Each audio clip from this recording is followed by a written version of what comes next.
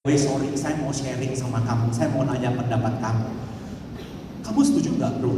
Hari ini rata-rata orang di luar sana, kalau mereka nggak kerja, biasanya apa? Bisnis. Tujuan orang kerja atau bisnis itu apa bro? Dan ingat, gunakan kalimat tanya, bukan pernyataan. Bertanya dan pernyataan dua hal yang berbeda. Pada saat kita bertanya, orang akan tersentak. Kadang ada orang, rohnya tadi mana-mana, badan dan jiwanya di depan Anda, tapi dia melamun. Tapi pada saat Anda bertanya, dia akan tersentak dan mulai apa? Mulai memperhatikan Anda. Bro, izin, sorry, sekedar sharing, mau nanya pendapat kamu. Lu setuju nggak bro? Rata-rata orang di luar sana kalau nggak kerja bisnis, tujuannya biasa ngapain bro? Mungkin retoris, nggak butuh jawaban, tapi kita langsung jawab. Biasanya kita dapat duit, bener nggak? Uang yang kita dapatkan kita gunakan untuk apa? Ya untuk biaya hidup sehari-hari, yaitu untuk listrik, telepon, air, pendidikan anak. Kalau siklus hidup kita aman, nggak ada problem. Tapi kebayang nggak? Di luar kemauan dan di luar kontrol kita, bisa terjadi resiko. Salah satunya apa? Sakit berkepanjangan, sakit kritis. Pada saat sakit terjadi, apa? Kita nggak bisa kerja, nggak bisa bisnis. Pada saat kita nggak bisa kerja, nggak bisa bisnis, apa yang akan terjadi? Penghasilan kita akan berkurang, atau bahkan bisa stop. Penghasilan boleh stop, tapi pertanyaannya, yang namanya biaya hidup bisa stop nggak? Bro, bisa nggak kita bilang sama anak kita, nak sementara jangan sekolah ya, papi lagi sakit nggak bisa cari duit? Nggak bisa. Kita bisa bilang sama istri, nggak usah masak dulu ya? Nggak bisa. Artinya tetap biaya hidup akan jalan. Nah, pada saat resiko seperti ini terjadi, sebenarnya kita butuh sejumlah uang yang kita gunakan untuk apa? Memenuhi kebutuhan hidup kita sehari-hari. Nah, that's why bro, orang-orang sekelas kamu, orang-orang seperti bro, sangat butuh yang namanya apa? Program proteksi income, yaitu suatu usaha untuk melindungi income yang telah kita rintis berjeri-lelah selama bertahun-tahun, sehingga tidak hilang sekejap oleh karena sakit kritis.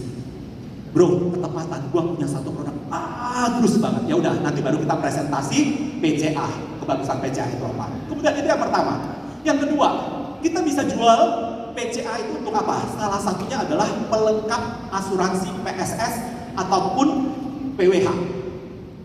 Ya, konsepnya sebenarnya adalah critical illness hidden cost. Teman-teman setuju nggak? Banyak orang bilang, gue udah punya 15M, 36M limitnya dan dibayar sesuai tagihan. Ingat satu konsep teman-teman, asuransi kesehatan membayar semua tagihan bil rumah sakit. Tapi kalau yang namanya critical illness memberikan sejumlah uang. Dua hal yang berbeda teman-teman. Kita tinggal tanya, bro, izin nanya. One day, kalau seandainya kita sakit berat, kita perlu memahami ada banyak biaya-biaya yang gak di-cover dari asuransi. Karena biasanya orang sangat fokus dengan apa? Biaya pengobatan mahal. Tapi ada biaya-biaya yang orang gak kepikiran, yaitu apa? Yang pertama, contoh, kalau Anda harus pergi ke luar negeri, bolak-balik ke luar negeri, tiket pesawat dibayar sama asuransi gak? Enggak.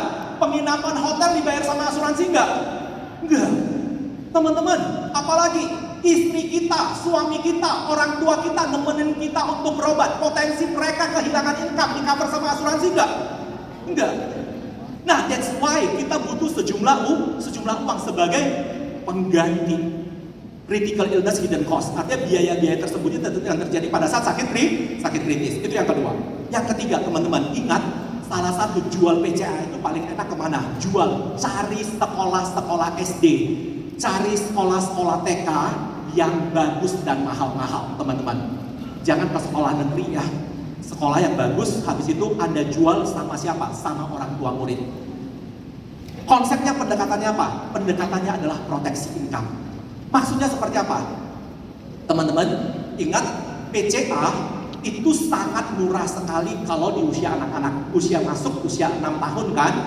Mulai, teman-teman, kenapa kita gunakan proteksi income? Contoh, let's say ibu ini adalah klien saya, misalnya. Calon klien, kita bisa discuss dengan dia, Bu, sorry, izin. By the way, ibu sudah punya program proteksi income nggak? Nah, salah satu program proteksi income, kita bisa jual PCA dengan tertanggung utama adalah si anak. Konsepnya kita tinggal cerita sederhana, Bu, mohon maaf ya, sambil cerita-cerita.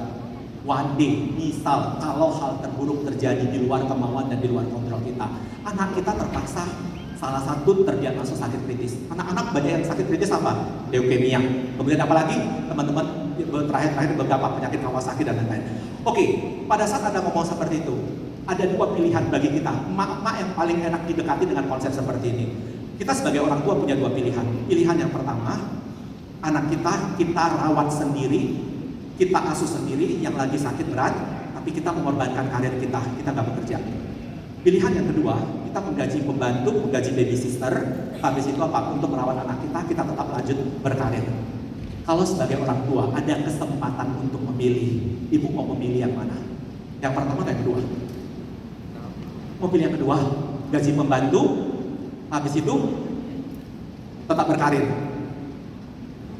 Yang jadi ibu, gak ada yang jawab. Oh, yang jadi ibu masih ada yang pilih. Siapa? Yang saya mau nanya, yang jadi ibu pilih yang pertama atau yang kedua? Yang pilih yang pertama boleh angkat tangan nggak? Terbaca masih banyak ibu yang sayang sama anak ya. Yang pilih yang kedua.